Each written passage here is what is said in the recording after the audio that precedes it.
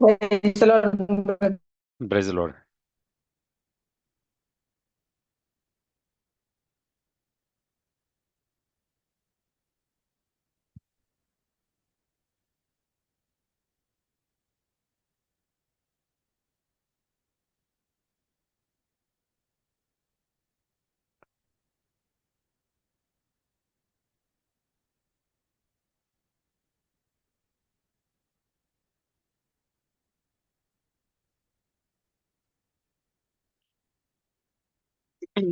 இயேசுவே நன்றி. ஹalleluya. Praise the Lord. Praise you, Jesus. Thank you, Jesus.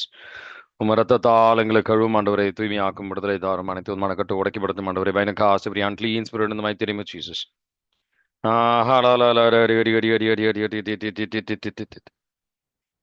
இயேசுவே நன்றி. ஹalleluya. Praise the Lord. Praise you, Jesus. Thank you, Jesus.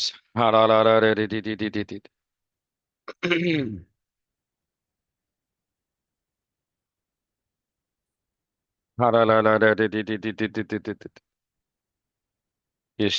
நன்றி. ஹalleluya. Praise the Lord. Praise you, Jesus. Thank you, Jesus. இயேசுவே நன்றி. ஹalleluya. Praise the Lord. இயேசுவே நன்றி. ஹalleluya. இரத்தத்தால் எங்களை கழுவும் ஆண்டவரை, தூய்மையாக்கும் விடுதலை தாரும், கண்கள் திறக்கப்படுத்தும், ஞானத்தை பொழிந்தருளும் ஆண்டவரே. இயேசுவே நன்றி. ஹalleluya. Praise the Lord. Praise you, Jesus. Thank you, Jesus.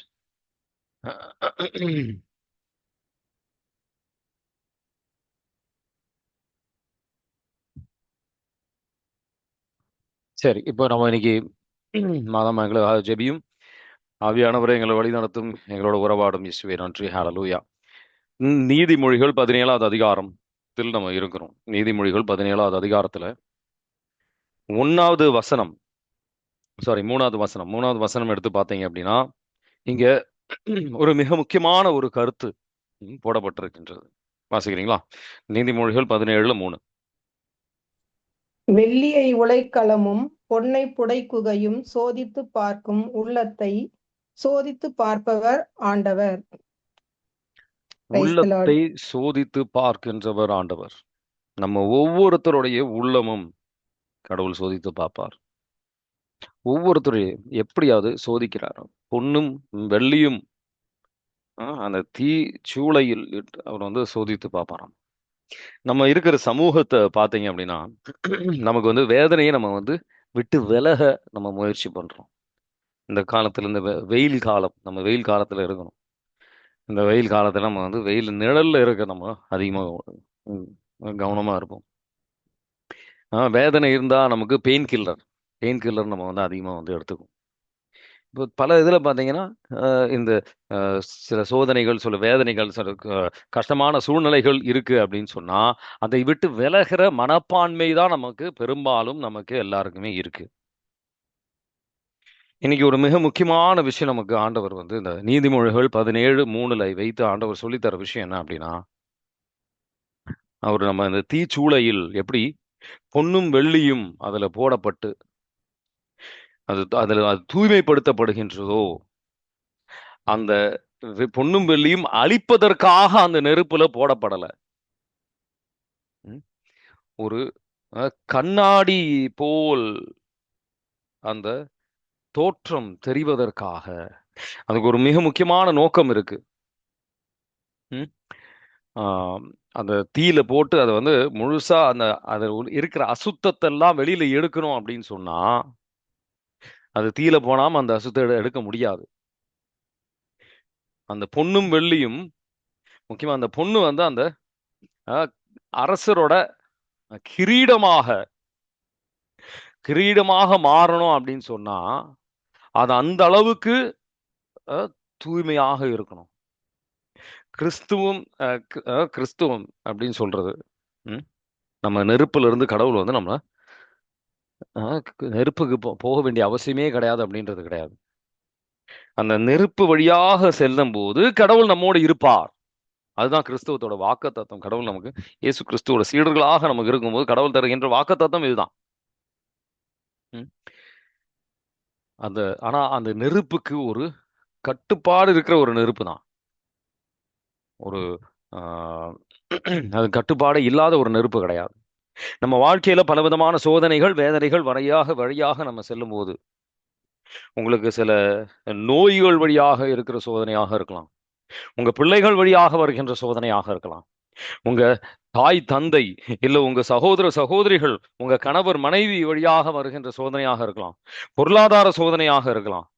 இதெல்லாம் நம்ம கண்ணுக்கு பல நேரத்துல வந்து இது ஆன்மீகமாக கடவுள் அனுமதிக்கின்ற சோதனையாக நமக்கு தெரியாது, நமக்கு தோன்றாது, அந்த அந்த மாதிரி தோணாது.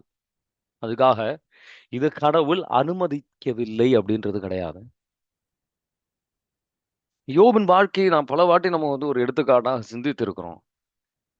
யோபோட சூழ்நிலை என்னவா இருந்தது? சாத்தான், யோபுக்கு இதெல்லாம் தெரியாது. சாத்தான் வந்து யோபு மேல ஒரு குற்றச்சாட்டை எழுப்புகின்றான். நீங்க அவனை ஆசீர்வதிச்சிருக்கிறீங்க, அதனாலதான் வந்து அவன் இந்த மாதிரி உங்களுக்கு உங்களுக்கு நீங்க மட்டும் அந்த கஷ்டத்தை கொடுங்க, அவன் உங்களை விட்டு ஓடி போயிடுவான். அவரை விட்டு செல்வம் நீங்குது, அவர் பிள்ளைகள் இழப்பு, அவருடைய நோய் நொடிகள் வழியாக சோதிக்கப்படுகின்றார். இந்த 3 விதத்திலையும் அவர் சோதிக்கப்படுகின்றார். எந்த அந்த சோதனை எந்த விதத்தில் அவர் கடவுளை அவரு ஆராதிப்பது சும்மாலாம் அவர் ஆராதிக்கல. இந்த ஒரு சூழ்நிலையெல்லாம் வந்தா அவரு கடவுளை விட்டு கடவுளை சபித்து இந்த ஒரு துன்பத்திற்கு ஒரு விளக்கம் கிடைக்கல அப்படின்னா, நம்ம பல பேருக்கு என்ன சிந்தனைனா, இந்த துன்பம் எதனால வந்துச்சு நமக்கு தெரிஞ்சா நம்ம கடவுள் விட்டு விலக மாட்டோம் அப்படின்னு நினைச்சுக்கிறோம். நம்மளே நம்ம நினைச்சுக்கிறோம். ஆனா அது எல்லா சூழ்நிலையும் அது கரெக்டா இருக்கு. ஆனா யோபு அற்புதமா வந்து அதோடைய விளைவாக, யோபின் புத்தகம் 13:15 நீங்க எடுத்து வாசிச்சீங்கன்னா, அவர் என்னை கொன்றாலும் நாம் அவரை நான் விட்டு விலக மாட்டேன், அவர் மேல நம்பிக்கை வச்சிருப்பேன் அப்படின்னு சொல்லுவார். அற்புதமான வசனம். யோபு 13:15 வாசிக்கிறீங்களா? அவர் என்னை கொன்றாலும் கொல்லட்டும், இருப்பினும் என் வழிகள் குற்றமற்றவை என எடுத்துரைப்பதில் நான் தளரேன். ஆமென். Praise the lord. ஆமென். Praise the lord. ஆங்கிலத்துல yet I will hope in him, நான் அவரை விட்டு விலக மாட்டேன் அப்படின்ற மாதிரி அவர் சொல்லுவார். அவருடைய நண்பர்கள் உண்மையான ஒரு ஆறுதல் கொடுக்கறதுக்கு பதிலாக கடைசியில குற்றச்சாட்டுகள் எழுப்புவாங்க. அவர் கடவுளோடு பல விதமான போராட்டங்கள் இருந்தாலும், யோபின் புத்தகம் 42 கடைசியில 5வது வசனம் எடுத்து பார்த்தீங்க அப்படின்னா, என் காதுகள் வழியாக நான் உங்களை பத்தி கேட்டேன், இப்ப என் கண்கள் உங்களை பார்க்கின்றது. அந்த அளவுக்கு ஒரு தூய்மைக்கு அவர் வருகின்றார். எத்தனை பேர் வந்து விபிலியத்தில் நான் வந்து கடவுளை பார்த்தேன் அப்படின்னு சொல்றவங்க இருக்காங்க. விரலை விட்டு எண்ணலாம். அதுல வந்து யோபும் ஒரு நபராக மாறுகின்றார் இந்த துன்பத்தின் வழியாக. அதோட விளைவு யோபின் புத்தகம் 42:5 வாசிக்கிறீங்களா? உம்மை பற்றி காதால் மட்டுமே கேள்விப்பட்டேன், ஆனால் இப்பொழுது என் கண்களே உம்மை காண்கின்றன. ஆமென். Praise the lord. ஆமென். Praise the lord. 2 மடங்கான ஆசீர்வாதத்தோடு அவர் வந்து அதுல 2 மடங்கான நிறைவான ஆசீர்வாதம் அங்க அவர் பெறுகின்றார். ஜெக்கரியாவின் புத்தகம் 13வது அதிகாரம் 9வது வசனம், நம்ம எப்படி தூய்மைப்படுத்தப்படணும் அப்படின்னு சொல்லி கடவுள் சில சோதனைகள் நம்ம வாழ்க்கையில் அனுமதிக்கின்றார் அப்படின்னு நீங்க புரிஞ்சுக்கணும். ஜெக்கரியா 13:9 வாசிக்கிறீங்களா?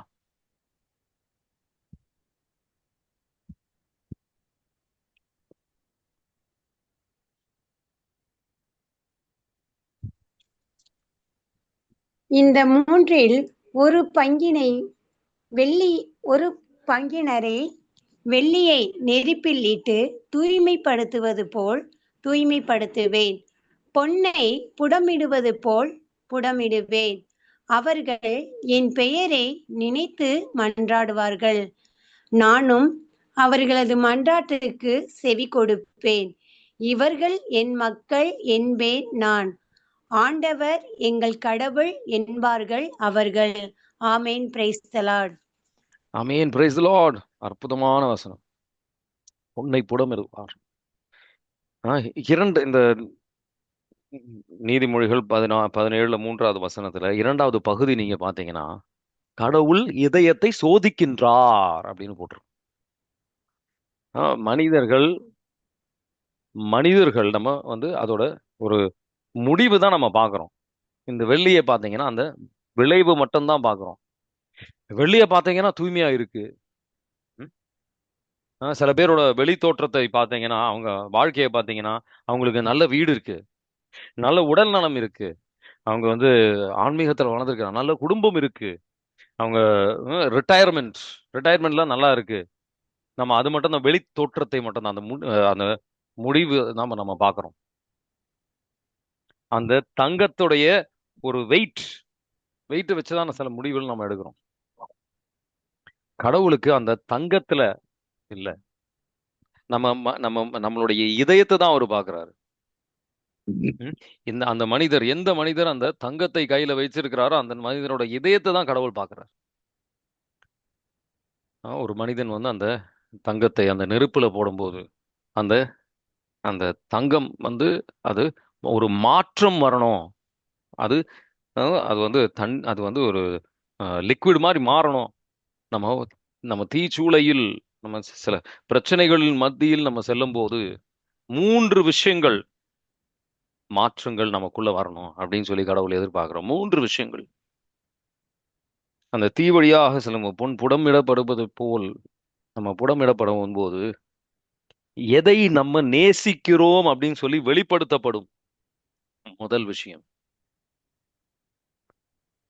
நம்மள நேசிக்கின்றோமா, இல்ல நம்ம சிற்றின்பங்களை நம்ம நேசிக்கிறோமா, இல்ல நம்ம கடவுளின் காலடியில் நம்ம சென்று விழ போகின்றோமா, அவருடைய ஆற்றலை நம்ம தேடி சொல்வோமா அப்படின்ட்டு இந்த வேதனைகள் வழியாக நம்ம புரிஞ்சுக்கலாம்.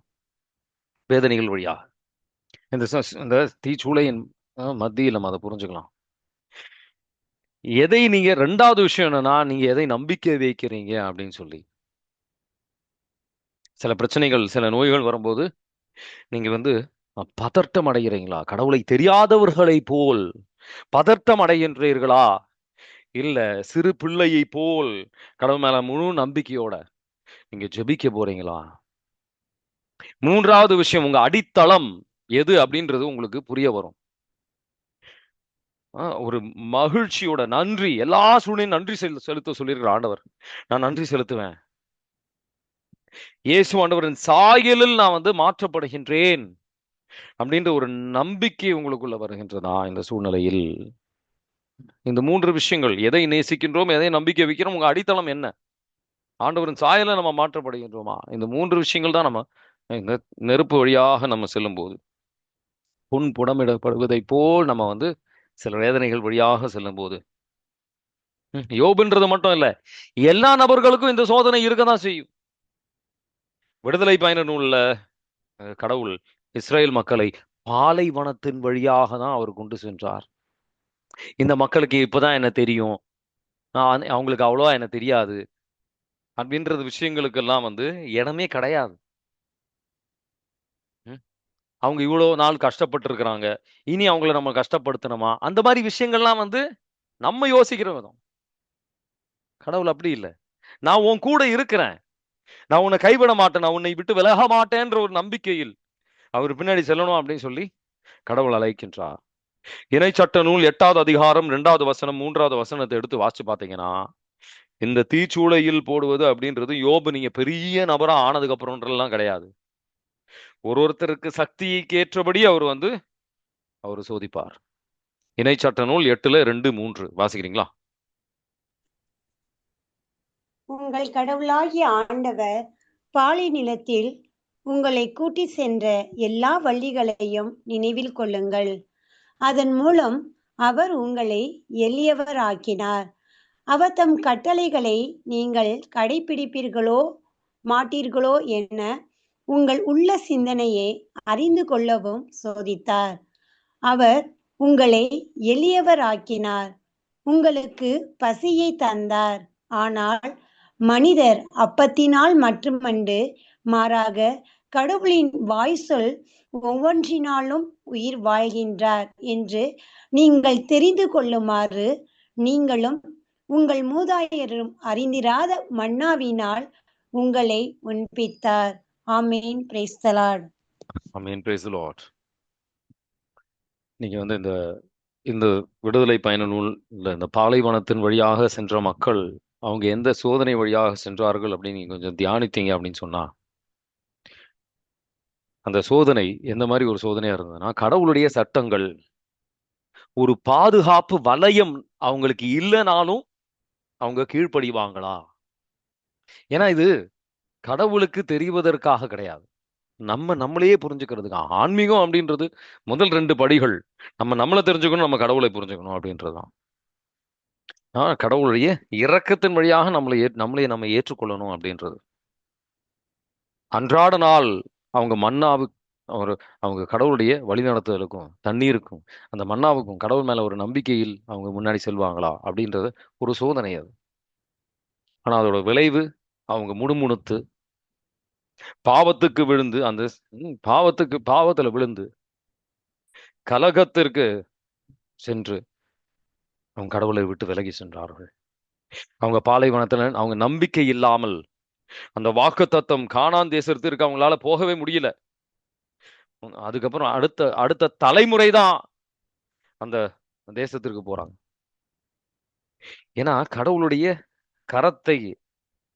கரத்தின் மேல் நம்பிக்கை வைக்கிறதுக்கு பதிலாக அவங்க சூழ்நிலையில் அந்த பிரச்சனைகள்ல தான் அதிகமா நம்பிக்கை வச்சிருந்தாங்க. அந்த இப்ப அதோட என்ன சொல்லுவாங்க, என்ன ஆச்சு, அவங்க உள்ளத்துல என்ன இருந்தது அப்படின்னு சொல்லி வெளிப்படுத்தப்படுது. பயம், நன்றி இல்லை, சிலை வழிபாடு. ஸோ நம்ம எந்த சூழ்நிலையில் இருக்கின்றோம் ஆண்டவர் சிந்திக்க அழைக்கின்றார். இருக்கிறதுலயே இதுல நல்ல விஷயம் என்ன அப்படின்னு பாத்தீங்கன்னா, மலாக்கியின் புத்தகம் 3வது அதிகாரத்தில் 3வது வசனம். இது யாரு இந்த தூய்மைப்படுத்துதலின் யாரு செய்யறா அப்படின்னு நீங்க கவனிக்கணும். சும்மா நம்ம நெருப்புல போட்டு அவர் நடந்து போயிடல. மலாக்கி 3:3 வாசிக்கிறீங்களா? அவர் புடமிடுபவரை போலும் வெள்ளியை தூய்மைப்படுத்துபவர் போலும் அமர்ந்திருப்பார். லேவியின் புதல்வரை தூய்மையாக்கி பொன் வெள்ளியை போல அவர்களை புடமிடுவார். ஆமீன். Praise the Lord. அவரு நம்மள தூய்மைப்படுத்துறார். அவரு கரத்தில் தான் நம்ம இருக்கிறோம். இது உங்களுக்கு தெளிவா இன்னும் ஆழத்துல புரிஞ்சுக்கணும் அப்படின்னா, நான் ஒரு நல்ல ஒரு கதை, ஒரு பெண்மணி இந்த தங்கத்தை புடமிடுகின்றவர்கள கிட்ட போய் இந்த தங்கம் வெள்ளி இந்த வெள்ளி புடமிடுகின்றவர் போய் அவர் கேட்கிற ஒரு விஷயம் என்னன்னா, இது எப்படி தூய்மை ஆயிடுச்சுன்னு உங்களுக்கு தெரியும் பிரதர் அப்படின்னு கேட்கிறாங்க. அப்போ என் முகத்தை இங்க பார்க்கும்போது அந்த வெள்ளியில என் முகத்தை பார்க்கணும். பார்த்தா தெளிவா தெரியணும். அந்த வெள்ளியில என் முகத்தை தெளிவா தெரியும் போது அந்த தூய்மை வந்துருச்சு அப்படின்னு எனக்கு தெரிய வரும் அப்படின்னு அவர் சொல்றாரு. அற்புதமான ஒரு சூழ்நிலை. அதே மாதிரி ஆண்டவரின் கரத்தில் தான் நம்ம ஒருத்தரும் எவ்வளோ பெரிய கஷ்டங்களாக இருந்தாலும் சரி, நம்ம பாரங்கள் நமக்கு அதிகப்படுத்துங்க. இப்ப என் சூழ்நிலையில் நான் இப்போ கொஞ்ச நாள் எனக்கு சில துன்பங்கள் வழியாக கடவுள் என்ன வழி நடத்தினார். சில நேரத்தில் நமக்கு தோணலாம், கடவுளை உயிரை எடுத்துருங்க அப்படிலாம் கூட தோணும் நமக்கு. சில துன்பங்கள் வழியாக போகும்போது இவ்வளோ கஷ்டங்கள் அப்படின்னு சொல்லும்போது நமக்கு பல நேரத்தில் ரொம்ப கஷ்டமா இருக்கும். நம்மளால ஏற்றுக்கொள்ள முடியாது சில சூழ்நிலைகள்லாம். ஆனா அந்த ஒரு தீச்சூளையிலும் கடவுளுடைய அந்த நம்ம கடவுளின் சாயலில் மாற்றப்படுவதற்காக தான். அதை நம்ம இன்னும் நம்ம அந்த ஆழத்துல புரிஞ்சுக்கல. பல நேரத்தில் நம்ம அந்த வேதனை மட்டும் தான் நம்ம கண்ணுக்கு தெரியுது, இந்த வேதனை மட்டும்தான். ஆண்டவர் ஏன்னா ஆண்டவரை நம்ம பார்க்கல. அந்த நேரத்துல கடவுளை நம்ம நோக்கி பயணம் செய்யல. அதுதான் பெரிய பிரச்சனையே, வேற ஒண்ணும் கிடையாது. இப்போ கடவுள் உங்க வாழ்க்கையில செய்யற விஷயங்கள் அது அந்த ஒரு அந்த ஒரு வேதனை அப்படின்றது உங்களுக்கு அது பாரமா இருக்கணும்ன்றதுக்காக கிடையாது, அவர்கள் சாயலில் நம்ம மாற்றப்படுவதற்காக. 2 கொரிந்தியர் 3:18 எப்படி யோபு கடவுளை அவர் கண்ணால் பார்த்தாரோ அது மாதிரி நம்ம அவருடைய சாயலில் நம்ம மாற்றப்படுகின்றோம். 2 கொரிந்தியர் 3:18 வாசிக்கிறீங்களா? இப்போது நாம் அனைவரும் முக்காடு இல்லா முகத்திரையினராய் ஆண்டவரின் மாட்சி பிரதிபலிக்கிறோம். இவ்வாறு மென்மேலும் மாட்சி பெற்று அவர் சாயலாக மாற்றம் அடைகிறோம். இவையெல்லாம் ஆவியாம் ஆண்டவரின் செயலே. ஆமேன். Praise the lord. ஆமீன். Praise the lord. அவர் சாயலில் மாற்றப்படுகின்றோம். எந்த அளவுக்கு அந்த மாற்றம் உங்களுக்குள்ள வந்திருக்கு? நீங்க கோவப்படும் போது அவருடைய பொறுமையை கடைபிடிக்க உங்களால முடிகின்றதா? நீங்க கோயிலுக்கு போய், ஆண்டவரே எனக்கு எளிதா கோவம் வருது. ஒரு எடுத்துக்காட்டுக்காக சொல்றேன். நான் எளிதா கோவப்படுறேன். என்ன மன்னியும் ஆண்டவரே, எனக்கு வந்து அந்த பொறுமையின் கிருபையை தாங்க அப்படின்னு சொல்லும்போது என்ன நடக்கும்னு நினைக்கிறீங்க? நீங்க வீட்டுக்கு போகும்போது அந்த பொறுமை அவர் நீங்க பொறுமையை கேட்கும்போது பொறுமையை தந்துருவாரு. தந்ததுக்கு அப்புறம் வீட்டுக்கு நீங்க செல்லும் போது அந்த பொறுமையை சோதிக்கின்ற விதத்திற்கு சில பிரச்சனைகள் வரும். அதான் சோதனை அப்படின்றது, வேற ஒண்ணும் கிடையாது. பொறுமை இருக்கணும் அப்படின்னு சொல்லி நீங்க கேட்டுட்டு ஒரு பிரச்சனையுமே வாழ்க்கையில வரக்கூடாதுன்னு தான் நம்ம எதிர்பார்க்கிறோம் பொறுமையை கேட்கும்போது. ஆனா ஆன்மீகம் அப்படின்றது அது கிடையாது. பொறுமையை சோதிக்கின்ற சூழ்நிலைகள் வரும். அதை நம்ம ஜெயிக்கணும். இன்னும் அந்த அந்த ஒரு சூழ்நிலையில் மட்டும் இல்ல. அடுத்து இன்னொரு சூழ்நிலை வரும். அதையும் நம்ம வந்து மீறி வரணும். அடுத்த கட்டத்திற்கு. அது ஒரு கனி. அது வளரணும். சின்னதாவே இருந்தா பத்தாது. இன்னும் வளரணும். அவர் சாயலில் நம்ம மாற்றப்படணும். அவர் எப்படி பொறுமையாக இருக்கிறாரோ அதே போல் நம்ம பொறுமையா இருக்கணும். நீங்க அவமானப்படுத்தப்படும் போது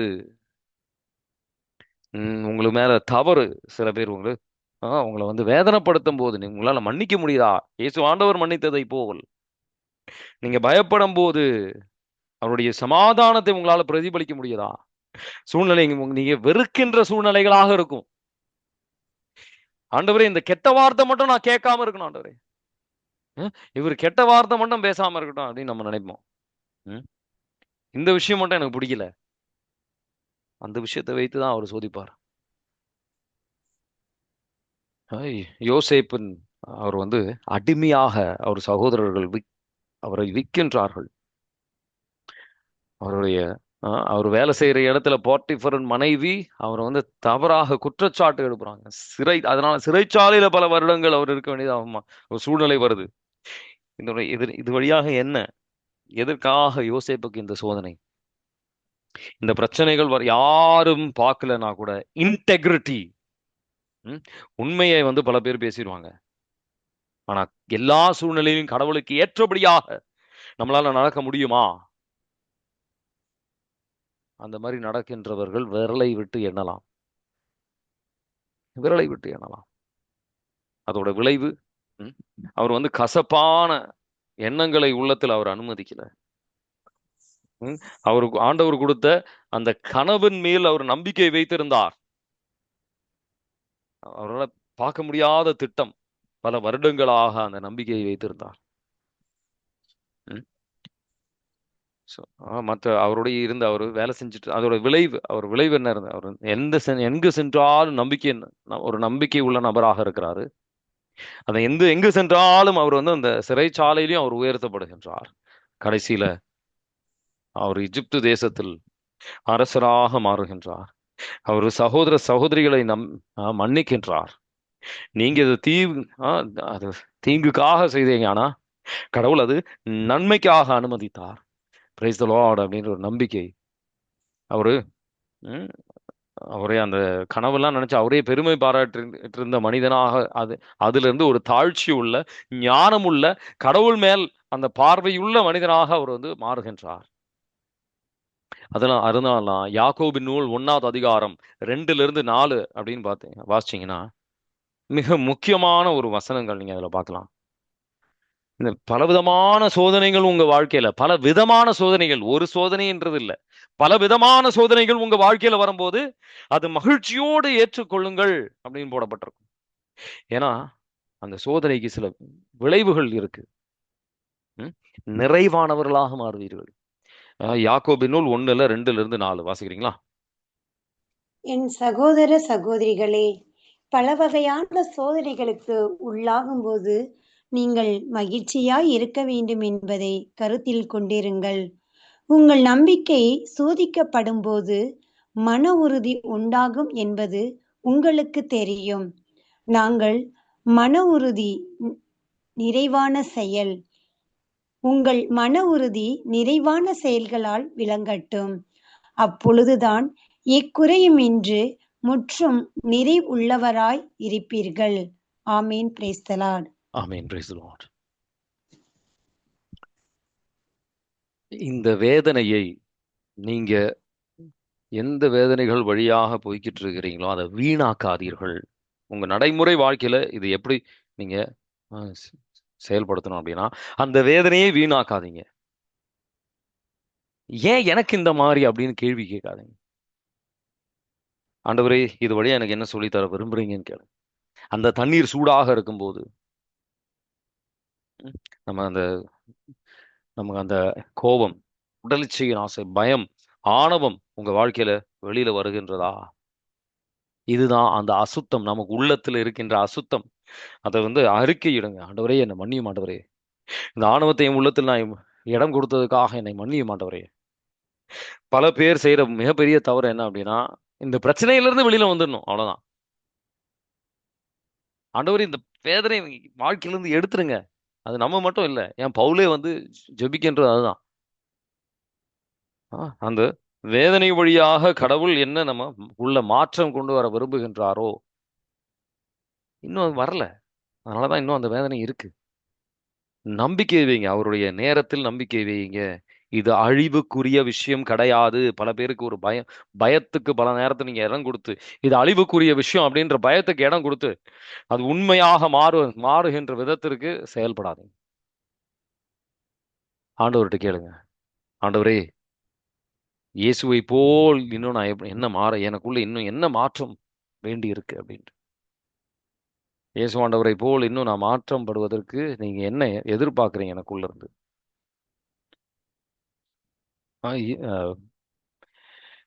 ஒரு கிதியோனின் வாழ்க்கையில பாருங்களேன். இஸ்ரேல் மக்கள் மிதியான் தேசத்திற்கு போர் வீரர்களுக்கு எதிராக போருக்காக போகும்போது கடவுள் சொல்ற கிதியோன் கிட்ட 32,000 வீரர்கள் இருக்கிறாங்க. இந்த அளவுக்குலாம் தேவை கிடையாது உனக்கு, 300 போதும் அப்படின்னு. கிதியோனும் இஸ்ரேல் மக்களும் அவங்களுடைய 32,000 பேர் கிட்ட மேல நம்பிக்கை வைக்க போறாங்களா, இல்ல கடவுளுடைய வல்லமையில நம்பிக்கை வைக்க போறாங்களா? அதான் ஆண்டவருடைய கேள்விதான். இதோட விளைவு 300 பேர் சில ஆண்டவருடைய மகிமை அங்கு வெளிப்படுத்தப்படுகின்றது. அங்க இஸ்ரேல் மக்கள் எங்களுக்கு 300 பேர் இருந்துச்சு, நாங்க அவ்வளவு பெரிய சூழ்ச்சி வச்சு செஞ்சோம், அதனால நாங்க ஜெயிச்சிட்டோம் அப்படின்லாம் சொல்ல முடியாது. மனிதனின் வல்லமையால் அல்ல. சக்கரையா 4:6.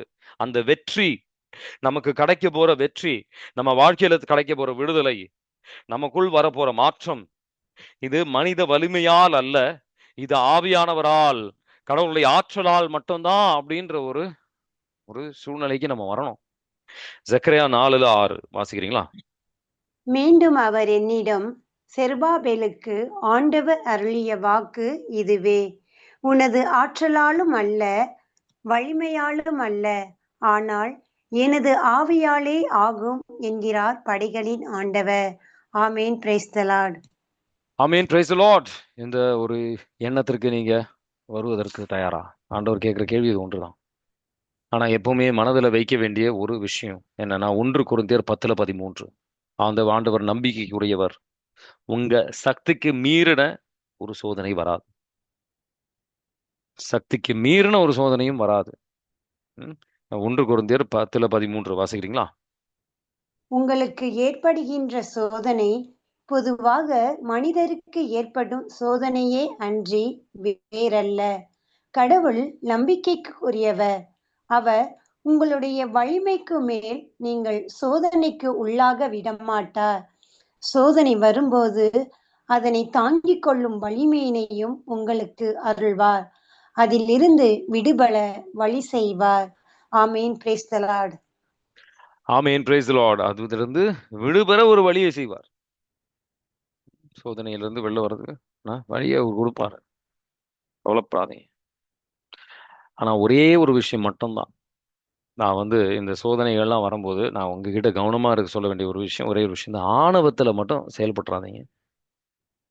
ஆணவத்துல செயல்படும் போது நம்மளுக்கு சக்திக்கு மீறின சோதனை வர்ற சூழ்நிலை இந்த ஆணவத்துல செயல்படும் போது மட்டும்தான்.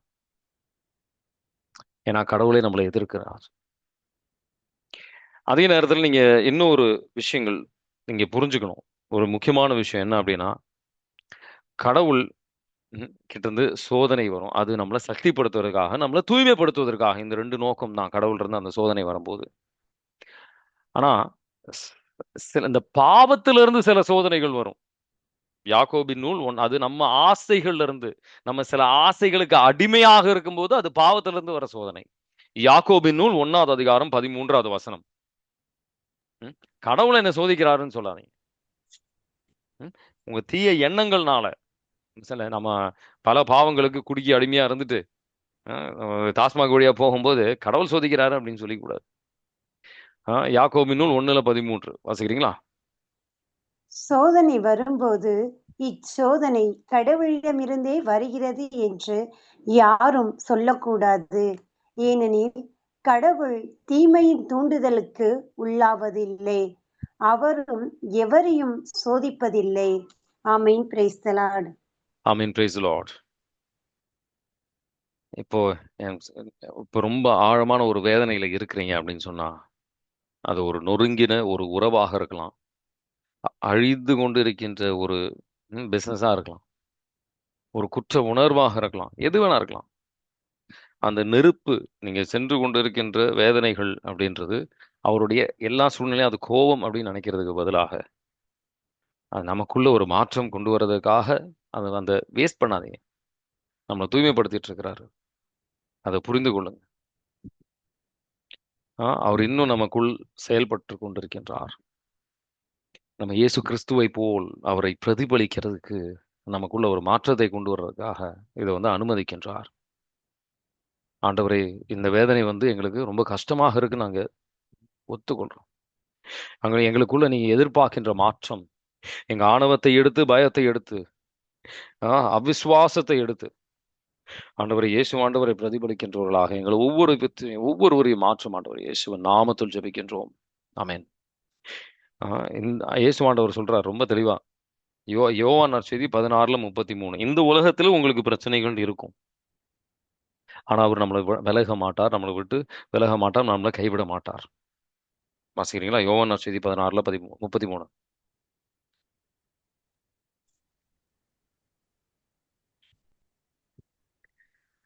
என் வழியாய் நீங்கள் அமைதியை காணும் பொருட்டே நான் இவற்றை உங்களிடம் சொன்னேன்.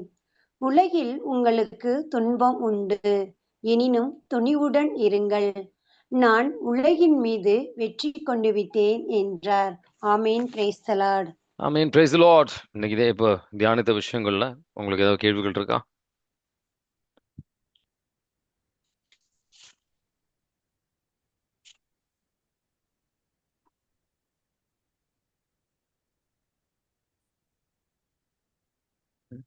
எந்த கேள்வி இருந்தாலும் தயக்கப்படாம கேளுங்க.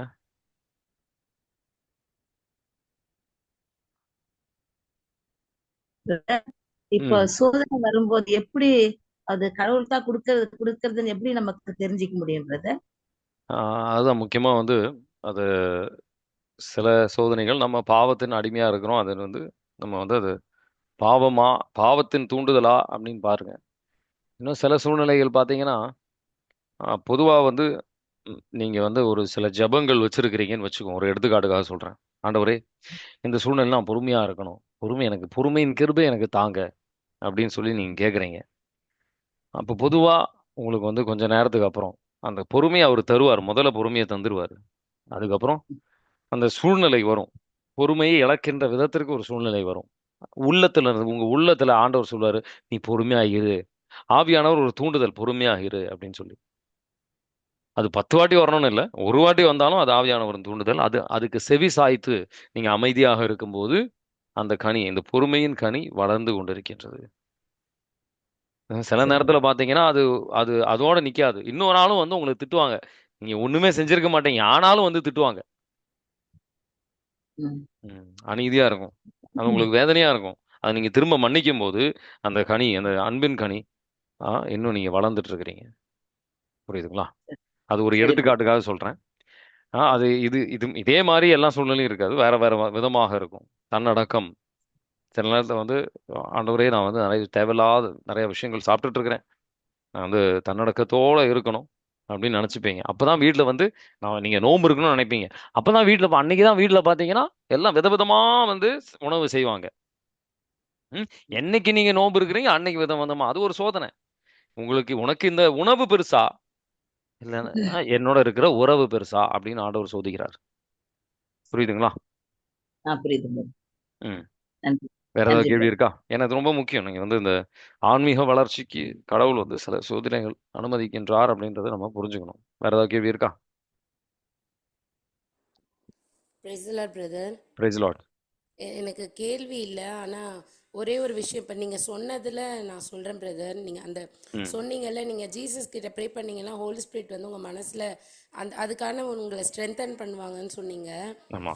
அது வந்து நான் உங்ககிட்ட கவுன்சிலிங் பண்ணதுக்கு அப்புறமா எனக்கு வந்து ப்ரமோஷன் வரல. கிட்டத்தட்ட ஒரு 6 இயர்ஸ்க்கு மேலே எனக்கு ப்ரமோஷன் வரல. ஆனால் 2 இயர்ஸ்க்கு இப்போ ஜாயின் பண்ணி 2 இயர்ஸ் ஆனவங்களுக்கு அவங்களுக்கு 3rd ஸ்டாண்டர்ட் கொடுக்க போகிறாங்கன்றது எனக்கு தெரியாது. ஆனால் வந்து சம்திங் ஏதோ ஒரு ஸ்ட்ரேஞ்சாக நடந்துட்டுருக்கு அப்படின்றது மட்டும் தெரியும். அவங்கள மட்டும் ஹைலைட் பண்ணுற மாதிரி ஒரு இது எனக்கு தெரியுது, இன்டிமேஷன் தெரியுது. அப்போ வந்து நான் ப்ரேயர் பண்ணேன், இந்த மாதிரி ஏன் இப்படி இருக்குது, என்னை வந்து இப்படி டவுன் பண்ணுறாங்க அப்படின்ட்டு நான் ப்ரேயர் பண்ணேன். அப்போ எனக்கு நீங்கள் இப்போ சொன்ன மாதிரி ஒரு சைலண்ட்டான வாய்ஸு, உனக்கு நேரம் வரும், இப்போ நீ கோவப்படுற டைம் கிடையாது. அவங்க என்ன பண்ணாங்க, எல்லாருமே தானே க்ரோ ஆகணும், அவங்க க்ரோ ஆகிட்டு போகிறாங்க, அது அவங்களுக்கான சான்ஸ், உனக்கு வரும், நீ வெயிட் பண்ணு அப்படின்ட்டு. இது வந்து அந்த சவுண்ட் எனக்கு, அந்த வாய்ஸ் எனக்கு கேட்காம இருந்திருந்தா நான் ஒரு பெரிய சீன் கிரியேட் பண்ணியிருப்பேன். அது எப்படி அவங்களுக்கு கொடுத்தீங்க, நான் 10 இயர்ஸாக இருப்பேன் அப்படின்னு நான் போய் கேட்டிருப்பேன். நான் கேட்கணுன்னு தான் எல்லாருமே எக்ஸ்பெக்ட் பண்ணுறாங்க, இன்னும் பண்ணிட்டு இருக்காங்க. ஆனால் இன்ன வரைக்கும் அவங்களுக்கு கேட்கணும்னோ இல்லை அதுக்கான ஒரு நெகட்டிவாக ரியாக்ட் பண்ணுறதுக்கும் எனக்கு அது தோணவே இல்லை. ஆனால் அவங்களே வந்து என்கிட்ட பேசுகிறாங்க, நானும் அவங்களுக்கு பேசுகிறேன். அவங்க என்கிட்ட கிண்டலாக பேசுகிறாங்க, நானும் அது கொஞ்சம் கிண்டலாக பேசிட்டு வரேன். எனக்கு ஹர்ட்டிங்காக இல்லை, நார்மலாக. அவங்களே ஆச்சரியப்படுறாங்க, எப்படி இவங்க சண்டை தானே போடணும், ஏன் அப்படி இருக்காங்க அப்படின்றது. உண்மையாக நீங்கள் சொல்கிறது 100% வந்து நான் அதை நம்புகிறேன் பிரதர். ஏன்னா உண்மையாகவே என் லைஃப்பில் அது நடந்துச்சு. அதுக்காக வந்து பிரைஸ் தி லார்ட் ஜீசஸ்க்கு உங்களுக்கு ரொம்ப தேங்க்ஸ் பிரதர். நீங்கள் சொல்கிற எல்லா விஷயமுமே, அந்த சின்ன வாய்ஸாக இருக்கட்டும், எல்லாமே வந்து உண்மையாக நடக்குது. ஆனால் என்னன்னா நம்ம வந்து அதுக்கு இன்வால்வ் ஆகணும், அந்த வாய்ஸை கேட்கணும். அது ஆமா. உண்மையா ரொம்ப thanks brother. Thank you so much. Praise the price the Lord. Lord. Price the Lord. நல்ல ஒரு சாட்சி ஜெனிஃபர். Price the Lord. பல சூழ்நிலையில் எனக்கு என் வாழ்க்கையில நீங்க சொல்ற விதத்துல தான் வந்து சில விஷயங்கள் நடந்துட்டு இருக்கு. பல விதத்துல நம்ம சோதிக்கப்படுவோம்.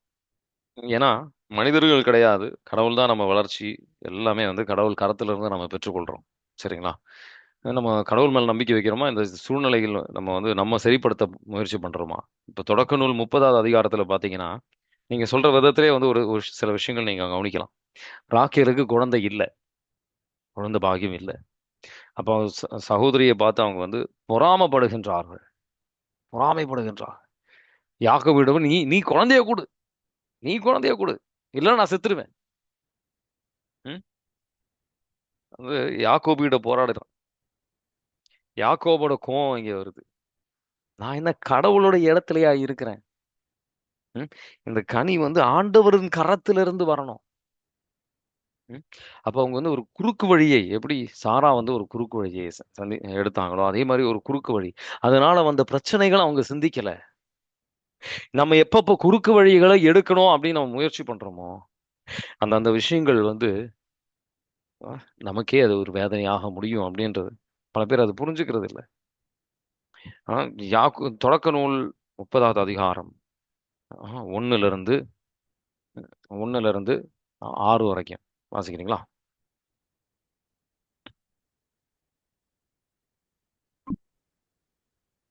நாம் யாக்கோபுக்கு பிள்ளை பெறவில்லையே என்று ராக்கேல் தம் சகோதரியின் மேல் பொறாமை கொண்டார். அவர் தம் கணவனை நோக்கி, நீர் எனக்கு பிள்ளைகளை தாரும், இல்லையேல் செத்து போவேன் என்றார். யாக்கோபு அவர் மீது சினம் கொண்டு, நான் என்ன கடவுளா, அவர் அல்லவா உனக்கு தாய்மை தராதிருக்கிறார் என்றார். அது பல நேரத்துல வந்து கடவுள் இருந்தா நம்ம இது பெறணும் அப்படின்ற ஒரு எண்ணமே இல்லாம பல பேர் வந்து பல குறுக்கு வழிகளை எடுத்துக்கொண்டிருக்கிறான். குறுக்கு வழிகளை, எளிதான வழிகளை எடுத்துக்கொண்டிருக்கின்றான். அதுல வந்து பல பிரச்சனைகள், பல வேதனைகள் வழியா தான் போயிருக்கிறாங்க. நம்பிக்கை இல்லை. ஏன்னா முழுமையான ஒரு நம்பிக்கை, ஆழமான நம்பிக்கை வருகின்றவர்கள் அது விரலை விட்டு முழுமையான ஒரு நம்பிக்கை, அது ஒரு அறகுறையான நம்பிக்கை, பயம் இருக்கிற நம்பிக்கையை தான் பல பேர் வச்சிருக்கிறாங்க. முழுமையான ஆழமான நம்பிக்கைக்கு செல்கின்றவர் ரொம்ப கம்மி. ஆனா கடைசி அங்க வந்து ஒரு வளர்ச்சியெல்லாம் இவங்களுக்கு வருது. இவங்களுக்கு ஒரு வளர்ச்சியெல்லாம் வருது. இவங்க 30வது அதிகாரத்துல 27வது வசனம் எடுத்து வாசிக்கிறீங்களா?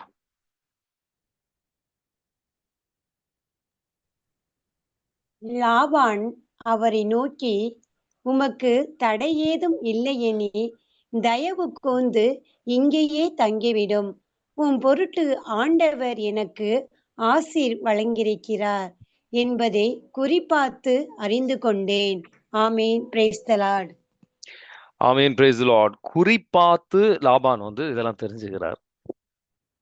கடவுள்கிட்ட இருந்து நேரடியா இதை தெரிஞ்சுக்கல. குறிப்பார்த்து நம்ம மதியில் அந்த மாதிரி பல பேர் இருக்கிறாங்க. சில பிரச்சனைகள்லாம் போன உடனே சில நோய், சில நொடிகள், சில பிரச்சனைகள், சில அசுத்த ஆவியின் அடிமையாக இருக்கிறவங்கலாம் வந்து நான் பார்த்துருக்குறேன். இங்கே டிவைனுக்கெல்லாம் வரும்போது நிறைய பேர் ஹிந்து கோயிலுக்கு, சில முஸ்லீம் கோயிலுக்கெல்லாம் போயிட்டு அவங்களுக்கு வந்து சில அந்த விடுதலைகள்லாம் வரல அப்படின்னு தெரிஞ்ச உடனே ஹிந்து கோயிலுக்கு போகிறது, முஸ்லீம் கோயிலுக்கு போகிறது, அஸ்ட்ராலஜி பார்க்கறது, அடுத்த மாதம் என்ன நடக்கும், எனக்கு என்னோட ஜாதகத்தில் என்ன போட்டிருக்கு அப்படின்னு பலவிதமான வழிகள், இந்த சாத்தானின் வழிகள் இதெல்லாம். லேவியர் நூல் 19வது அதிகாரம் 31வது வசனம் அதை எடுத்து பார்த்தீங்கன்னா கடவுளுக்கு இது ஒரு மிக அருவருப்பான விஷயங்கள். இதெல்லாம் கடவுள் சுத்தமா வந்து அவருக்கு இது பிடிக்காத விஷயங்கள், 1வது கட்டளைக்கு எதிரான விஷயங்கள். இதனால நமக்கும் நம்ம வரும் தலைமுறைக்கும் வந்து சாபமாக முடியும்னு பல பேருக்கு தெரியல. லேவியர் நூல் 19:31 வாசிக்கிறீங்களா? பில்லி சூனியம் பார்க்க வேண்டாம், குறிக்காரரை அணுகவும் வேண்டாம், அவர்களை தேடி அவர்களால் தீட்டாக வேண்டாம், நானே உங்கள் கடவுளாகிய ஆண்டவர். ஆமேன். அல்லேலூயா. இது ஒரு இடத்துல கிடையாது, பல இடத்துல இந்த மாதிரி போடப்பட்டிருக்கும். இணை சட்ட நூல் 18வது அதிகாரம் 9-12. இது பல விதமான இருக்கிற எல்லா விதமான இந்த பில்லி சூனியம், இது எல்லா விதமான தவறுகளும் இதுல போடப்பட்டிருக்கும். இது நம்ம செய்யவே கூடாது, எந்த சூழ்நிலையாக இருந்தாலும் சரி. சில பேர் வந்து ஒரு என்ன சொல்லணும்னா, இதுல என்னதான் சொல்றாங்க, என்ன சொல்லணும், ஒரு கியூரியாசிட்டி, ஒரு ஆர்வம், என்னதான் சொல்றாங்க, சும்மா கேட்போம். நிறைய பேர் போய் கேட்குறாங்களே, அது என்னதான் எனக்கு என்னதான் சொல்லுவாங்க அப்படின்னு சொல்லி ஒரு ஆர்வம், அது தெரிஞ்சுக்கணும் அப்படின்ட்டு. எந்த சூழ்நிலையிலையும் இதுக்கு நம்ம வாழ்க்கையில இடம் கொடுக்கவே கூடாது. இது உங்க முன்னோர்கள் செஞ்சிருக்கலாம், உங்க அப்பா உங்க அம்மா இந்த மாதிரி அவங்களுக்கு இந்த பழக்கம் இருக்கலாம். ஆனாலும் இந்த பழக்கத்திற்கெல்லாம் நம்ம செல்லக்கூடாது. இணை சட்ட நூல் 18:9-12 வாசிக்கிறீங்களா? கடவுளாகிய ஆண்டவர் உனக்கு கொடுக்கும் நாட்டுக்குள் போன பின் அதன் வேற்றினத்தாரின் அருவருப்பான செயல்களை கற்றுக்கொள்ளாதே. தன் புதல்வனையோ அல்லது புதல்வியையோ தீமிதிக்கச் செய்கிறவனும், குறி சொல்கிறவனும், நாள் பார்க்கிறவனும், சகுனங்களை நம்புகிறவனும், சூனியக்காரனும், மந்திரவாதியும், ஏவி விடுகிறவனும், மாய வித்தைக்காரனும், இறந்தவர்களிடம் குறி கேட்கிறவனும் உங்களிடம் இருத்தலாகாது. ஏனெனில் இவற்றை எல்லாம் செய்கிறவன் ஆண்டவருக்கு அருவருப்பானவன். இப்படிப்பட்ட அருவருப்பான செயல்களின் நிமித்தம் உன் கடவுளாகிய ஆண்டவர் உன் முன்னிலையில் நின்று அவனை துரத்தி விடுவார். உன் கடவுளாகிய ஆண்டவருக்கு நீ முற்றிலும் உண்மையாயிரு. ஆமேன். Praise the lord. ஆமேன். Praise the lord. ஒரு டவுட் சொல்லுங்க. இல்ல, இந்த மாதிரி நம்ம கிறிஸ்டியன்லயே ஆர்சி பிரதர்ஸ் இருக்காங்க, ஃபாதர்ஸ், இந்த மாதிரி இவங்க கூட இந்த மாதிரி இந்த செய்வினை பண்ணிக்கிறது வந்து எடுக்கிறாங்க அப்படின்னு சொல்லிட்டு சொல்றாங்க பிரதர். அந்த மாதிரி நாம போயிட்டு எடுக்கலாமா? அந்த மாதிரி எடுத்து காமிச்சிருக்கிறாங்க வீட்டுக்குள்ள வந்து இந்த மாதிரி. இல்ல, அது நானே பண்ணுவேன். இந்த மாதிரி பண்ணிருக்காங்க அப்படிங்களா? அதுக்கு போலாம். ஃபாதர்கிட்ட போலாம். அதுக்கு ஃபாதர் வந்து போலாம். யார் நாமத்துல ஜெபிக்கிறாரு? இயேசு ஆண்டவர் நாமத்துல தான் அவரு ஜெபிக்கிறாரு. பைபிள் வச்சுட்டு நடக்க சொல்றாங்க பிரதர். வீட்ல உப்பு, அந்த தண்ணி ம் இதெல்லாம் வைக்க சொல்றாங்க ரெடியா. ம் வச்சுட்டு ப்ரேயர் பண்ணிட்டு நல்ல விஷயம். பரலோகத்தில் இருக்கிற விதமும் அருள் இருந்த மாதிரியே சொல்றாங்க. சொல்லிட்டு இப்போ வீட்ல வந்து எடுத்தாங்க பிரதர். 9th அன்னைக்கு புரியுது. வந்து இந்த மாதிரி எடுத்தாங்க. அதுல வந்து பாத்தீங்கன்னா அதுக்குள்ள ஒரு தகடு, குங்குமம், ம் அந்த மாதிரி ஒவ்வொருத்துக்கும் ஒவ்வொரு இந்த மாதிரி சொன்னாங்க. எக்ஸாம்பிள் இதுக்காக பண்ணியிருக்கிறாங்க ம் அப்படின்ட்டு சொன்னாங்க brother. அது அந்த ம் மாதிரி நம்ம அப்ரோச் பண்ணலாம் இல்லையா? அந்த மாதிரி நீங்க பண்ணணும். அது பண்ணணும். அது அந்த மாதிரி பண்ணலாம். ம் அது நல்ல ஓகே விஷயம். பிரதர். அதான். அது ஆசீர்வாதத்துக்குரிய ஆஹ் விஷயம். ஏன்னா இயேசுவின் நாமத்துல ஆமா. நீங்க செய்றீங்க. இதோட ஆஹ் மேலான நோக்கம் ஓகே. அதுதான். வேற எந்த ஒரு வழியிலையும் இயேசுவின் நாமம் அல்லாத வேற எந்த வழியிலையும் நீங்க செய்யக்கூடாது. மாதாமாவோட உதவி, சரி. இயேசுவாண்டவரோட உதவி, இந்த ஓகே. புனிதர்களோட பரிந்துரை, மிக்கேல் தூதர், அவங்களோட உதவியெல்லாம் நீங்க செய்யலாம். ஃபாதரோட உதவியெல்லாம் வச்சு நீங்க செய்யலாம். தப்பு கிடையாது. ஆனா ஓகே வேற பிரதர். எந்த வழியிலையும் நீங்க வந்து இதை செய்ய வேற ஒரு ரிலிஜன், வேற ஓகே. ஒரு இது வழியா நீங்க இதை செய்யக்கூடாது. இதோட மிக முக்கியமான ஒரு எடுத்துக்காட்டு அப்படி என்னன்னா, நீங்க புரிஞ்சுக்க வேண்டியது லாபானுக்கு வந்த மெசேஜ் கரெக்டா இருந்தது. அது தப்புன்னு வந்து சொல்லல. ஆனா அதுக்கு இன்னும் இன்னும் தெளிவா உங்களுக்கு இது புரியறதுக்காக நான் சொல்றேன். இணை சட்ட நூல் 13வது அதிகாரம். கடவுள் இப்படியும் சோதிப்பாரு. இணை சட்ட நூல் 13வது அதிகாரத்துல 1ல இருந்து 5வது வசனம் வரைக்கும் நீங்க எடுத்து வாசிச்சீங்கன்னா உங்களுக்கு இன்னும் தெளிவா புரியும் நான் சொல்ற விஷயம். வாசிக்கிறீங்களா? உங்கள் நடுவில் ஓர் இறைவாக்கினன் அல்லது கனவு காண்பவன் தோன்றி உங்களிடையே ஓர் அடையாளம் அல்லது அருஞ்செயல் காட்டுவேன் என்று சொல்லலாம். அவன் சொல்வதைப் போல அடையாளம் அல்லது அருஞ்செயல் நடக்கலாம். அதன் பின் அவன் வாருங்கள், வேற்று தெய்வங்களை பின்பற்றி அவற்றுக்கு ஊழியம் புரிவோம் என்று கூறலாம். அவை நீங்கள் அறியாதவை. அந்த இறைவாக்கினன் அல்லது கனவு காண்பவன் சொற்களுக்கு செவி கொடுக்கவும் வேண்டாம். ஏனெனில் உங்கள் கடவுளாகிய ஆண்டவர் மீது நீங்கள் முழு இதயத்தோடும் முழு உள்ளத்தோடும் அன்பு கூறுகின்றீர்கள் என்று அவர் உங்களை சோதிக்கின்றார். உங்கள் கடவுளாகிய ஆண்டவரை பின்பற்றி அவருக்கு அஞ்சி அவர் தம் கட்டளைகளை கடைபிடித்து அவர் குரலுக்கு கீழ்ப்படிந்து அவருக்கு ஊழியம் செய்து அவரை பற்றி கொள்ளுங்கள். ஆனால் அந்த இறைவாக்கினர் அல்லது கனவு காண்பவன் கொல்லப்பட வேண்டும். ஏனெனில் எகிப்து நாட்டினின்று உங்களை அழைத்து வந்து அடிமைத்தனத்தின் வீட்டில் இருந்து உங்களை விடுவித்த உங்கள் கடவுளாகிய ஆண்டவருக்கு எதிராக அவர் உங்களை வாழ சொன்ன வழிகளில் இருந்து கலகம் செய்ய அவன் தூண்டினார். இத்தகைய தீமையினை உங்களிடம் இருந்து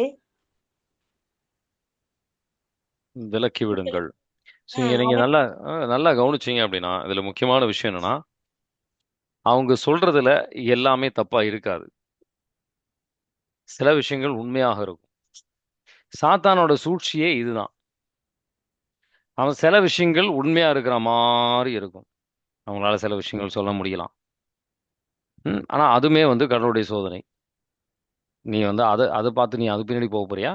இல்ல நம்ம நம்ம இதுலயே வந்து நம்ம கத்தோலிக்க திருச்சபையிலேயே வந்து இந்த செய்தியெல்லாம் எடுக்கிறதுக்கு ஆனா கிருபையை கடவுள் வச்சிருக்கிறாரு. நிறைய பேர் கொடுத்துருக்கிறார். கடவுள் குருத்துவரை கொடுத்துருக்கிறார். ஸோ சில பேருக்கு வேற நபர்களுக்கும் கொடுத்துருக்கிறாரு. அதை நீங்க அவங்க வழியாக வருகின்ற கடவுளுடைய வல்லமை, விண்ணக தந்தை இயேசுவின் வல்லமையினால நம்ம அதை செயல்படுத்த போறோமா அப்படின்றதான் ஆண்டவர் வந்து அது ஒரு விதமான சோதனை. அப்ப நீங்க அதை வந்து புரிஞ்சுக்கணும். நீங்க வந்து எதை நம்ப போறீங்க? லாபான் எளிதான ஒரு வழியை வந்து எடுத்துட்டு போறாரு. இது வந்து கடவுளுக்கு சுத்தமா பிடிக்காத விஷயம். எகிப்து தேசத்துல இருக்கிறவங்க அவங்களும் வந்து பலவிதமான செயல்கள்லாம் செய்யற மாதிரி இருக்கும். பலவிதமான அதிசயங்களும் அவங்களும் செஞ்சாங்க. அவருக்கு வந்து யாக்கோபுடைய கடவுள் தந்த ஆசீர்வாதங்களை அவர் பாக்குறாரு. உன் கடவுள் தான் அந்த மாதிரி என் ஆசீர்வாதம், உன் வழியா தான் எனக்கு ஆசீர்வாதம் நான் வந்திருக்கு. அந்த ஆசீர்வாதங்கள் மேலதான் நோக்கமே ஒழிய கடவுளுடைய யாக்கோபின் கடவுள் மேல ஒரு நம்பிக்கை இல்லை. ஏன்னா பல நேரத்தை நம்மளும் இது மாதிரி தான் செயல்படுறோம். கடவுள்கிட்ட வரும்போது சில விஷயங்களுக்காக தான் வரமே ஒழிய அந்த மாதிரி நபர்கள் அதிகமாக இந்த மாதிரி இந்த குறி அந்த மாதிரி விஷயங்களுக்கெல்லாம் போகிறது வாய்ப்பு ரொம்ப அதிகம். இல்லை, எனக்கு கடவுளுடைய ஒரு உறவு வேணும். அப்போ நம்ம கடவுள் காட்டுகின்ற பாதையை விட்டு நம்ம விலகி செல்ல மாட்டோம். கடவுள் காட்டுகின்ற பாதையை விட்டு விலகி செல்ல மாட்டோம். இந்த மாதிரி சில சடங்குகள், இந்த விஷயங்களை செய்யுங்க உங்களுக்கு நிறைய ஆசீர்வாதம் வரும் அப்படின்னு சொன்னா உடனே நம்ம செய்ய ஆரம்பிச்சிடும். நாங்க செஞ்சோம், எங்களுக்கு இந்த மாதிரிலாம் வந்து நடந்தது, இவ்வளோ ஆசீர்வாதங்கள் வந்துருச்சு அப்படின்னு சொன்னா ஆசீர்வாதம் பின்னாடி போறது, கடவுளுடைய உறவு பின்னாடி போக ஆண்டவர் அழைக்கிறார். ஸோ இங்க கடவுளுடைய யாரு யாக்கோபுடைய செல்வம் அதிகப்படுகின்றதை நீங்க பார்க்கலாம். நிறைய அதிகப்படுகின்றதை நீங்க பார்க்கலாம். கடவுள் கொடுத்த வாக்குத்தத்தத்தின்படி, அந்த வாக்குத்தத்தின்படி அங்க அவர் ஆசீர்வதிக்கப்படுகின்றார். அதோட விளைவை அவரால் ஒன்றும் பண்ண முடியல. அடுத்த 6 வருஷம் அவர் ஒரு செல்வந்தராக மாறுகின்றார் யாக்கோபு. ஆனா இது ஒரு நீண்ட காலம் அவரு நீண்ட காலம் இதுக்காக காத்து நிற்க வேண்டியிருந்தது. நல்ல செல்வம் இருக்கிற ஒரு நபராக மாறுகின்றார். அவர் செல்வம் இருக்கிற நபராக இங்கே மாறுகின்றார். இவர் வந்து பலவிதமான கஷ்டங்கள் வழியாக சென்று இங்கே வந்து கடவுள் மேல ஒரு நம்பிக்கைக்கு அவர் வருகின்றார். இப்போ ஒரு பெரிய குடும்பம், பெரிய குடும்பம், நிறைய செல்வாக்கு, நிறைய இதெல்லாம் இருக்கு, நிறைய ஆசீர்வாதத்தோடு இருக்கிறார். 20 வருடங்கள் அவர் வீட்டை விட்டு விலகி இருந்திருக்கின்றார். இப்போ அவரு திரும்ப செல்லணும் அப்படின்ற ஒரு சிந்தனை இருக்கு. அவங்க அப்பா, அவங்க சகோதரர்கள் வந்து இப்பவும் உயிரோடு இருக்கிறாங்க. அவங்களோட போய் பேச வேண்டியதான், நிறைய சில விஷயங்கள் முடிக்க வேண்டிய சில விஷயங்கள் இருக்கு. ஸோ ஆனால் அவர் செய்த விஷயங்கள், சில விஷயங்கள் இங்கே கவனிச்சிங்க அப்படின்னா 30வது அதிகாரத்தில் 25வது வசனம், தொடக்கணும் இல்லை, 30வது அதிகாரத்தில் 25வது வசனம் வாசிக்கிறீங்களா? ராகேல் யோசேப்பை பெற்றெடுத்த பின் யாக்கோபு லாபானை நோக்கி, என் சொந்த இடத்துக்கும் நாட்டுக்கும் திரும்ப போக என்னை அனுப்பி வைப்பீரா? தொடர்ந்து வாசிக்க போதும், அனுப்பி வைப்பாரான்ற ஒரு கேள்வி இங்கே கேட்குறாரு அவர். அங்கே வந்து 43வது வசனம் எல்லாம் பார்த்தீங்கன்னா அவர் நிறைய செல்வம் அவருக்கு வருது. ஸோ அவர் 31வது அதிகாரத்தில் பார்த்தீங்கன்னா அவங்க லாபானோட மகன்கள், நம்ம அப்பாது இருக்கிற எல்லா விஷயத்தையும் எடுத்துட்டான் அப்படின்ட்டு. அப்போ கடவுள் அங்கே திரும்ப பேச ஆரம்பிக்கிறார். திரும்ப நீ உன்னோட அப்பாவோட நாட்டுக்கு நீ செல்லு, நான் உன்னோட இருக்கின்றேன் அப்படின்ட்டு. அதான் எனக்கு கடவுள்கிட்ட ரொம்ப ரொம்ப முக்கியமான விஷயம் என்ன அப்படின்னு பார்த்தீங்கன்னா, கடவுள் வந்து நம்பிக்கைக்குரியவர் அப்படின்றது. நம்ம விட்டு விலக மாட்டார், நம்மளை கைவிட மாட்டார். இங்க யாக்கோபு போய் கடவுள்கிட்ட பேசினார் அப்படின்றது இல்லை. கடவுள் வந்து யாக்கோபிட்ட அந்த ஆசீர்வாதம் வந்து இருந்தது அப்படின்றது மட்டும் இல்லை, அவர் அழைத்துதல், அவர் தேர்ந்தெடுக்கப்பட்ட ஒரு நபராக இருந்தார். அந்த ஒரு அழைத்துதல் இருந்தது. தொடக்க நூல் 31:3 வாசிக்கிறீங்களா? ஆண்டவர் யாக்கோப்பை நோக்கி, உன் மூதாதையரின் நாட்டுக்கும் உன் இனத்தவரிடத்திலும் திரும்பி போ, நான் உன்னோடு இருப்பேன் என்றார். ஆமென். Praise the lord. ஆமென். Praise the lord. இங்கே கடவுளுடைய அற்புதமான ஒரு வழிநடத்தல் அவருக்கு கிடைக்குது.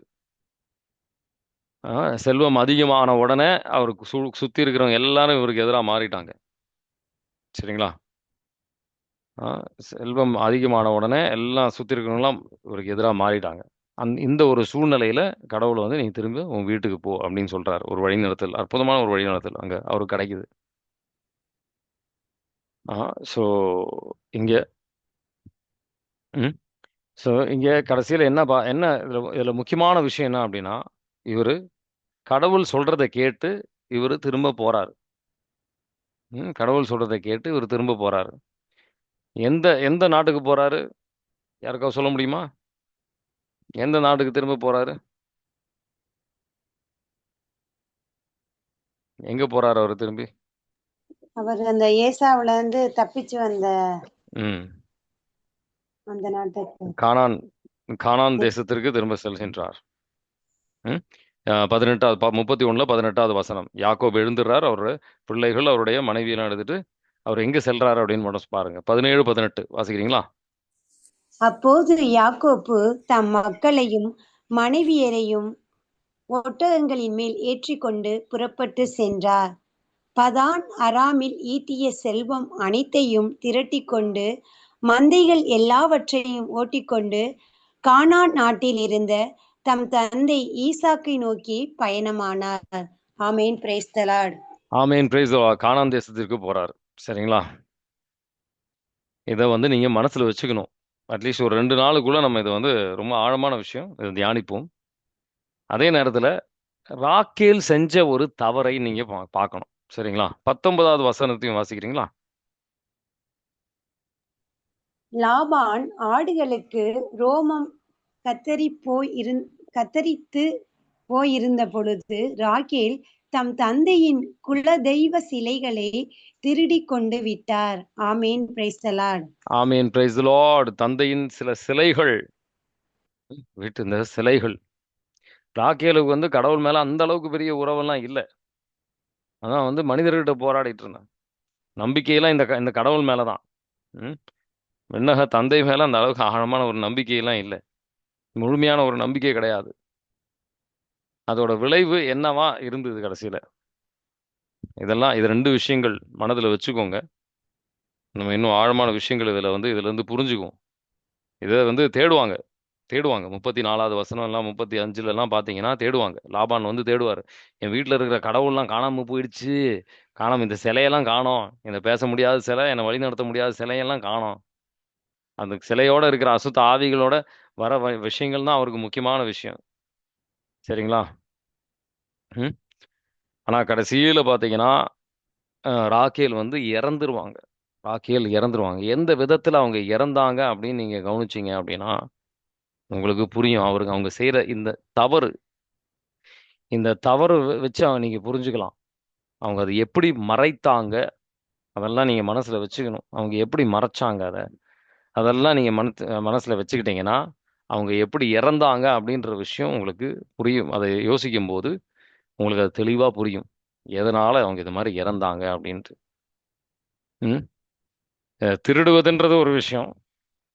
அது மட்டும் இல்லாமல் அது எதை திருடுனாங்க, அது எப்படி அவங்க இறந்தாங்க அப்படின்ட்டு 35வது அதிகாரம், தொடக்க நூல் 35வது அதிகாரத்துல 16ல இருந்து 19 வரைக்கும் வாசிக்கிறீங்களா? பின்பு அவர்கள் பெத்தேலை விட்டு புறப்பட்டனர். எப்ராத்திற்கு சற்று தொலைவில் அவர்கள் இருந்தபோது அங்கே ராகேலுக்கு பேறுகாலம் வந்தது. அப்பொழுது அவர் மிகவும் வேதனைப்பட்டார். பேறுகால வேதனையால் அவர் துடித்து கொண்டிருக்கையில் மருத்துவ பெண் அவரை நோக்கி, அஞ்சாதே, உனக்கு இன்னொரு மகன் பிறந்துள்ளான் என்றாள். அவர் சாக கிடந்து உயிர் பிரியும் வேளையில் அவனுக்கு பெண் உனி என்று பெயரிட்டார். அவர் தந்தையோ அவனை பென்யமின் என்று அழைத்தார். இவ்வாறு ராகேல் இறந்து போக பெத்லகேம் என்ற எப்ராத்திற்கு செல்லும் வழியில் அடக்கம் செய்யப்பட்டார். யாக்கோபு அவருடைய கல்லறையில் எப்படி இறந்தாங்க கடைசியில பார்த்தீங்கன்னா அவங்க எப்படி இறப்பாங்க, அந்த ஒரு ரத்த இதனாலதான் அந்த இது குழந்தை பிறப்பின் ஒரு இதுல தான் அவங்க இறக்குறாங்க.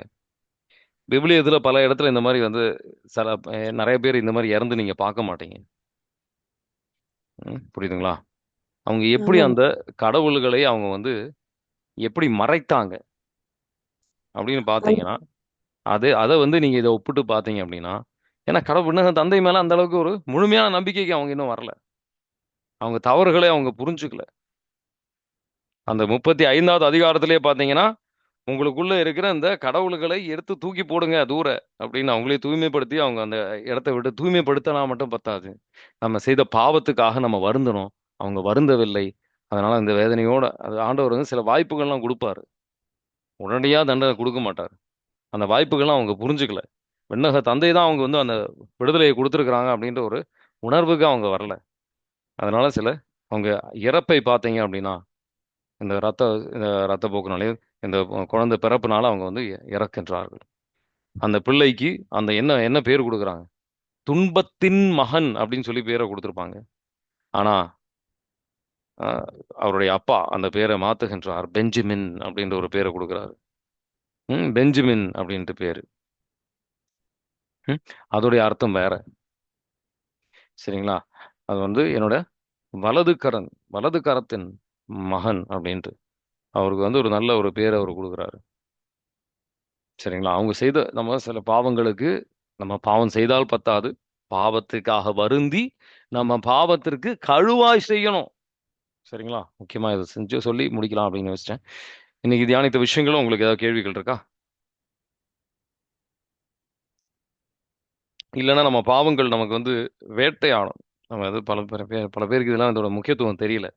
சில நம்ம பாவ சங்கீதனை செஞ்சு அவங்க வந்து 2 ஹேல் மேரி சொல்லிட்டான் அப்படின்னா அதெல்லாம் வந்து ஒரு ஸ்டார்டர் மாதிரி தான். பல பேர் இந்த பாவத்திற்கு கழுவாய் அப்படின்ற விஷயங்கள்லாம் வந்து பெரிய முக்கியத்துவம் கிடையாது. அதை பற்றி அந்த அளவுக்கு யோசிப்பது கிடையாது. சரிங்களா? இன்னைக்கு தியானித்த விஷயங்கள் ஏதாவது கேள்வி இருக்கா? Praise lord. பாவ பரிகாரமானா என்னெல்லாம் செய்யணும் பிரதர்? நீங்க என்ன பாவம் செய்யறீங்களோ அதுக்கு ஏற்றபடியான பரிகாரம் வேணும். புரியுதுங்களா? இப்ப நீங்க வந்து ஒரு திருடுறீங்கன்னு வச்சுக்கோங்க. அதுக்கு வந்து நீங்க வந்து ஆன்மீகமா ஜெபிச்சா சில பேர் வந்து இப்போ சில ஜெபங்கள் இருக்கு, பரிகாரமா ஜெபங்கள் சொல்லலாம். அந்த ஜெபம் சொன்னா அந்த பரிகாரம் இதுக்கு வராது. நீங்க வந்து அந்த இப்போ திருடி இருக்கீங்க அப்படின்னா அதுக்கு ஜக்கேயூஸ் என்ன செய்யறாரு? திருடினதுக்கு 4 மடங்கு திரும்ப தராரு அவரு. ஸோ ஒரு பாவத்துக்கும் ஒரு விளைவுகள் இருக்கு. நம்ம அந்த பாவத்துக்கு ஏற்றபடியான இது செய்யணும். புரியுதுங்களா? கழுவாய் செய்யணும். Okay brother. சரிங்களா? உங்களுக்கு சொல்லுங்க, கேளுங்க. Price Lord. ராக்கேல் வழியா தான் யோசேப்புக்கு ஆண்டவர் கொடுக்குறாரு இல்லைங்க பிரதர்? என்ன சொன்னீங்க? புரியல. என்ன சொன்னீங்க? ராக்கேல் வழியா தான் யோசேப்பு ஆண்டவர் கொடுக்குறாரு. கரெக்ட் தான். ஏன்னா இவரு வந்து பாருங்க, நம்ம குடும்பத்துல ஒரு நபர் வந்து சரியில்லை அப்படின்றதுனால அந்த இப்போ குடும்ப தலைவர் வழியாக இந்த குடும்ப பெண்களுக்கும் ஒரு விதமான தூய்மை வரும். புரியுதுங்களா? இப்போ அதான் 1 கொரிந்தியர் 7வது அதிகாரத்துல போட்டிருக்கோம். அதுல ஒருத்தர் வந்து கடவுளை முழுமையா விசுவசிக்கலனா கூட, என் மனைவிக்கு என் அளவுக்கு ஒரு நம்பிக்கை இல்லைனா கூட கடவுள் வந்து அந்த மனைவிக்கு ஒரு விதமான ஒரு தூய்மையை கொடுப்பாரு.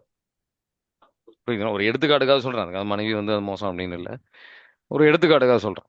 ஸோ அதனால யாக்கோபு வந்து தூய்மையா இருந்ததுனால யாக்கோபு கொடுத்த வாக்குத்தத்தின்படி சில ஆசீர்வாதங்கள் அவருக்கு கிடைக்கிது. அதே நேரத்துல ராக்கேல் செய்த பாவத்துக்கு சில அவங்க அந்த அந்த தவறு அவர் தூய்மைப்படுத்துறாரு. அங்க நீங்க வந்து 35வது அதிகாரத்திலேயே முதல்ல இருக்கிற 2-3 வசனங்கள் நீங்க வாசிச்சீங்கன்னா 2வது வசனம் மட்டும் வாசிச்சா கூட போதும். நீங்க வந்து இதை வந்து வெளியே வச்சு நீங்க தூய்மைப்படுத்தப்படுங்க அப்படின்னுவாரு. அப்புறம் நான் வந்து கடவுளுக்கு போய் நான் ஒரு பலியை செலுத்துவேன் அப்படின்ட்டு அந்த தூய்மைப்படுத்தப்பட்டு அந்த நம்ம பாவத்துக்கு கழுவாய் செய்யல அப்படின்னா சில விளைவுகள் இருக்கு அதுக்கு. புரியுதுங்களா? பாவத்திற்கு கழுவாயி நல்ல அது கொஞ்சம் தியானிங்க, அதை புரிஞ்சுக்கோங்க. எந்தெந்த விஷயங்களுக்கு எந்தெந்த விதத்துல நம்ம வந்து கழுவாய் செய்யணும்னு புரிஞ்சுக்கோங்க. அது நல்ல ஆசீர்வாதமா உங்களுக்கு முடியும். நம்ம சில விஷயங்கள் வந்து நம்ம முன்னோர்களுக்கும் சேர்ந்து செய்ய வேண்டி இருக்கும். சில கழுவாய்கள்லாம் பாத்தீங்கன்னா அதுவும் செய்யுங்க. ஏன்னா நீங்க நம்ம ஒரு சமூகமா நம்ம கிறிஸ்துவ வந்து ஒரு சமூகமா நம்ம வந்து பார்க்கல, எப்பவுமே வந்து தனித்துவமா தான் பார்த்துட்டு இருக்கோம். ஆனா அது கடவுளுடைய பார்வையில எல்லாம் ஒரு சமூகமா தான் பாக்குறாரு. சரிங்களா? வேற ஏதாவது கேள்வி இருக்கா? தெளிவாயிடுச்சா? தெளிவாயிடுச்சா? தெளிவாயிடுச்சு. இது கனெக்டிவிட்டி அடிக்கடி ப்ராப்ளம் வருமா பிரதர்? எங்களுக்கு நாங்க கனெக்ட் ஆகிறோம், சில நேரத்தில் வரமாட்டோம். அது சில பேர் சொல்லியிருக்காங்க, ஏன் அப்படின்னு தெரியல. இது வந்து நாங்க சில நேரத்துல 8:45 கூட வந்துடுறோம், 8:50 வந்துடுறோம். ஆனா ஃபுல்லா எங்களுக்கு கிடைக்கிறதே இல்லை. அப்படிங்களா? சில நேரத்துல முடிஞ்சா நான் ஆமாங்க வந்து brother. ரெக்கார்டிங் போடுறேன். வாரத்துல ஒரு நாள் சரிங்களா? 2 நாள் அந்த மாதிரி ஆயிருது. அப்படிங்களா? ம். ஆமாங்க bro. சரி. சொல்லுவோம் சாரி, சொல்லுவோம் நான் நினைச்சேன். வந்து தெரியல என்ன அப்படின்னு பண்றது. நீங்க வந்து ரொம்ப முன்னாடி வந்துடாதீங்க. நான் வந்து நான் எப்போ லிங்க் போடுறேன் அந்த அந்த நேரத்துல எல்லாரும் வர முயற்சி பண்ணுங்க. அப்போ பிரச்சனை இருக்காதுன்னு நினைக்கிறேன். சரிங்களா? சரிங்க bro. சரிங்க. Okay, thank you. God bless. Thank you. Thank you. நன்றி பிரதர். நன்றி.